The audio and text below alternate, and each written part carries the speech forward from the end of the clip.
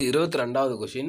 தமிழ்நாடு கூட்டுறவு ஒன்றியத்தால் வெளியிடப்படும் தமிழ் மாத இதழ் பேர் நல்லா பார்த்துக்கணும். ஓகேங்களா? தமிழ் மாத இதழ் அப்படின்னு வரும்போது கூட்டுறவு. ஓகேங்களா? கூட்டுறவு தமிழ் மாத இதழ்.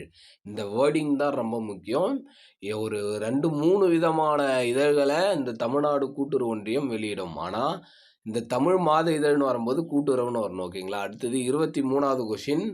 தமிழ்நாடு கூட்டுறவு ஒன்றியத்தால் தமிழில் மாதம் இருமுறை அப்படின்னு வரும்போது கூட்டுறவு முரசு வரணும். ஓகேங்களா? தமிழ் மாத இதழ்னு வந்தால் கூட்டுறவு. ஓகேங்களா? இது மாத இதழ். ஓகேங்களா? அதுவே மாதம் இருமுறை வரும் இதழ்னா கூட்டுறவு முரசு. ஓகேங்களா? அதுவே ஆங்கிலத்தில் வருதுன்னா தமிழ்நாடு ஜேர்னல் ஆஃப் கோஆப்ரேஷன். இது கொலாப்ஸ் ஆகும்.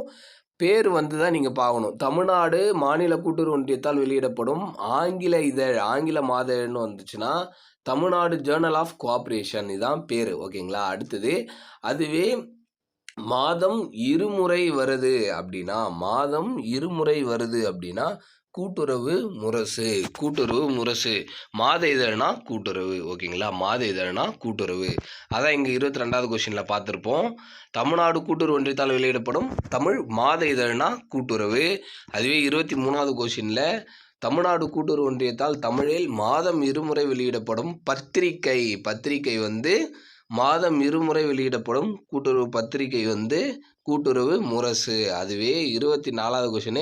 தமிழ்நாடு கூட்டுறவு ஒன்றியத்தால் ஆங்கிலத்தில் வெளியிடப்படும் மாத இதழ் என்ன? ஆங்கிலத்தில் வெளியிடப்படும் மாத இதழ் என்ன அப்படின்னா தமிழ்நாடு ஜேர்னல் ஆஃப் கோஆப்ரேஷன். ஓகேங்களா? இன்னொரு வாட்டி அகைன்ஸ் சொல்கிறேன். ஆங்கிலம் அப்படின்னா தமிழ்நாடு ஜேர்னல் ஆஃப் கோஆப்ரேஷன். ஓகேங்களா? Tamil Nadu journal of cooperation. அதுவே தமிழ் மாதம் இருமுறை வரும் பத்திரிகை, தமிழில் மாதம் இருமுறை வரும் பத்திரிகைனா கூட்டுறவு முரசு. அதுவே மாத இதழ், தமிழ் மாத இதழ்னா கூட்டுறவு. ஓகேங்களா? தமிழ் மாத இதழ்னா கூட்டுறவு.